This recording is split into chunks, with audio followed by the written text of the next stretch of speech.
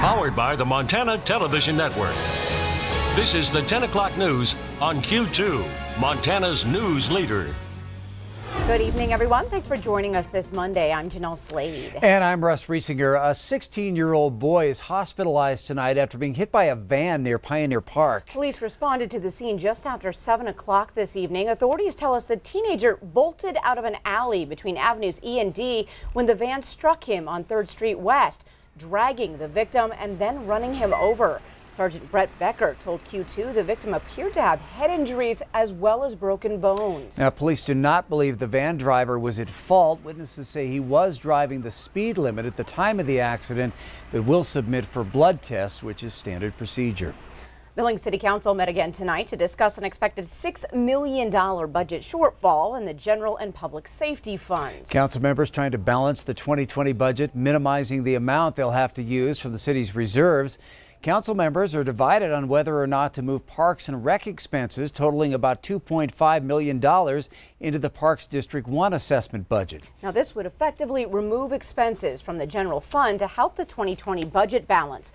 That would mean the city would have to dip into reserves for about $3 million or bring a public safety mill levy to the public. But fiscally, I don't see how we get around it. We as a council, we've got to make sure that we get a budget in here that continues to at least maintain where we're at. We can't go backwards. A lot of years to get where we're at. As much as I hate doing it, I think we should go ahead and do the PD one, bring in the additional money. My voice is shaking, I ain't saying this so much. But honestly, fiscally, I just don't see how we get around it. Now, council members will meet again next Monday, trying to get closer to a decision on what to do with the 2020 budget. After 2 months in Nevada, the suspect in a Billings murder case is back in Montana to face a judge. 54-year-old Gregory Green arrived in Billings Sunday and is booked into the Yellowstone County Jail on deliberate homicide. This case stems all the way back to September when prosecutors linked Greg Green to the disappearance of his girlfriend, Laura Johnson. Johnson never showed up to work and her body has never been found. Charging documents state Johnson moved to Billings with Green prior to her disappearance. A neighbor also gave police security video that showed Green carrying what appeared to be a body covered in a blanket, cradle style, out of his garage. It also shows him placing a shovel in the bed of the truck. Detectives found blood in Green's work truck and also retraced its movements. Authorities are searching south of Laurel and east of Billings in the Shepherd, Warden, and Huntley areas for a burial site. Green is set to appear in court Tuesday. Second Republican has entered the 2020 race for Montana's open congressional seat. State Auditor Matt Rosendale will be taking part in his third statewide race in just 4 years. Rosendale says he's ready to go to Washington, and he'll emphasize his record as insurance commissioner on working to expand health care options for Montana and opening up more lands to public access. He lost a close race to Democrat John Tester in Montana's U.S. Senate race last year.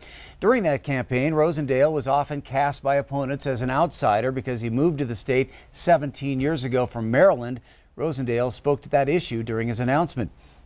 I think that the more people that dig into me, they see that the reason that we came to Montana nearly 20 years ago was because we appreciate the wholesome things that it has to offer, family and community and that way of life. And because I want to preserve those for the next generations to come, I want to serve and work for the people of Montana.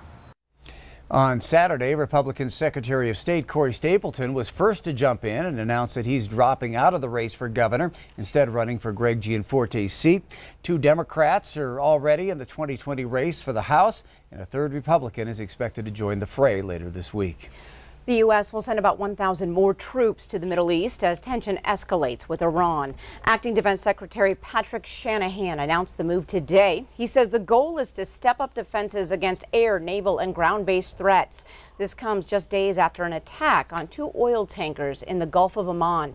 Tehran denies that attack. Also today, the Pentagon released new pictures of Iranian boats to back up its accusations. And Iran announced it would increase its uranium stockpile above the limit set by a 2015 agreement that President Trump abandoned. The search for a missing diver on Canyon Ferry Lake has stopped for the night. Rough weather halted search and rescue efforts earlier this evening, but first responders were right back in the water whenever the weather broke. Now dispatchers received a call around 2 o'clock today that 2 divers were in trouble in the area of Cemetery Island. One diver was having equipment trouble and a second diver went to help him. Rescuers eventually brought the second diver to shore. He was taken to the hospital by ambulance. The search area is between 30 and 50 feet deep. Anytime you have a water emergency in a lake this size, I would say that's a difficult area. They're searching the area, doing their search, and then also preparing for possibly to continue on for the next phase. Emergency responders will continue their search around 8 tomorrow morning. Well, this past weekend, Gallatin County Search and Rescue saved a climber who fell about 20 feet just south of Bozeman. Tonight, MTN's Emma Hamilton has more details on the people and the training behind these rescues. Gallatin County Search and Rescue has teams within it, and the Alpine team that rescued this climber was actually training at Practice Rock just last month. From the time the call came in to when the climber was being transported, it was just over an hour. To execute a quick rescue like this one, these volunteers have to be well trained. We have guys that train all year round. They train specifically on that rock because it gets so much activity and it's easy for us to get to practice on. Thankfully, a lot of technical climbers live in Bozeman and volunteer their time to search and rescue. Captain Jarrett says these world-class volunteers are experts at what they do because they live here. Training obviously differs between seasons, but volunteers are constantly making sure they're ready for any rescue situation. So it's a continuous cycle of training. Those people are training all the time. It never stops here. It's an outdoor recreation-oriented community. The community values that a lot. And needing the help of these volunteers can happen to anyone. Our activity is certainly not people that are unprepared. It's mostly good people doing good stuff that just have run in with gravity or nature. Reporting in Bozeman, Emma Hamilton, MTN News. And Jared also wants to remind everyone that nature is, of course, unpredictable here in Montana, and you must be prepared. He says know where you're going, let someone know where you're going, and be ready for any type of weather. Well, 3 grizzly bears recently struck and killed by trains traveling through Glacier County. Montana Fish, Wildlife and Parks reports on June 6th, an adult female grizzly and 2 yearlings were grazing along the tracks east of Marias Pass near Glacier Park. Now, the first collision around 4 a.m. involved only the adult female, which weighed about 230 pounds. Then later, another train struck the 2 65-pound yearling males near the same location. FWP investigated and determined there were no attractants present that would have drawn the bears to the tracks. The Northern Continental Divide ecosystem is home to more than 1,000 grizzlies.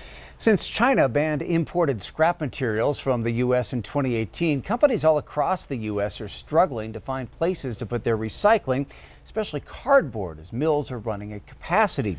Here's Q2's Zoe Zandora with more. With them not buying, it's backed up the domestic mills' crash prices.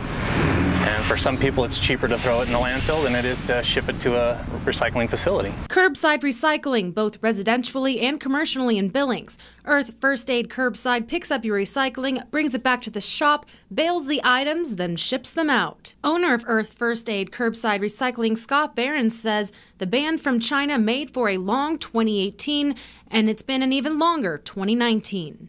We currently have no processing facilities in the state of Montana that will process any of this material into a reusable product. Though mills are backed up and prices are down, First Aid is still able to move all of their material with the exception of cardboard, which fell to $0 a ton this month as compared to $5 a ton last month.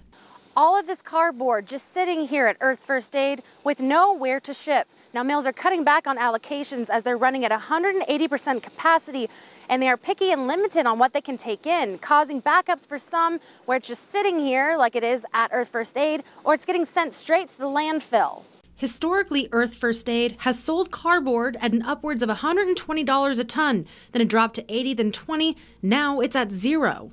It's just been progressively getting worse to the point where we can't sell it. People are sending it to the landfills. China is currently buying cardboard from other countries at $500 a ton.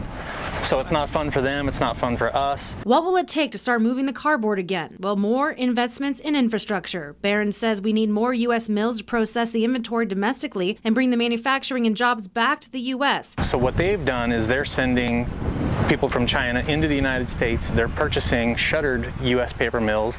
They're retooling them into cardboard facilities to eventually ship the cardboard back to themselves, which is fine, doesn't matter. As long as they're purchasing and moving it, that's what we want to see. We want to see the product move again at a reasonable price. In Billings, Zoe Zandora, MTN News. Well, Barron says recycling is still a positive that conserves natural resources and creates jobs and supplies at a fair price to all when done right.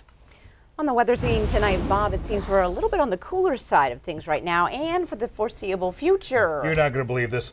First day of summer is when? Friday, right? Right. Let me show you our forecast for Friday. Estimated snowfall, GFS model. Here comes Friday. Look at the snow out in the western part of the state. That's right. 1 to 2 inches around Cut Bank, Kalispell, Great Falls. Now, most of this is going to be above the 6,500-foot level, but we thought we'd show that to you. Now, that's Friday. Here's what happens on Saturday and Sunday and right on into next Wednesday. We're looking at the 22nd through the 26th. It's going to be cool all the way down to Mexico. Look at that. It's a big weather pattern change. And when it comes to precipitation, yes, the Pacific Northwest is going to be much wetter than normal as we head into the last week of June. How's that sound? It's going to be kind of a weird looking summer. We start off with winter-like conditions. We'll have more of that in a few more minutes. All right. Thanks so much, Bob.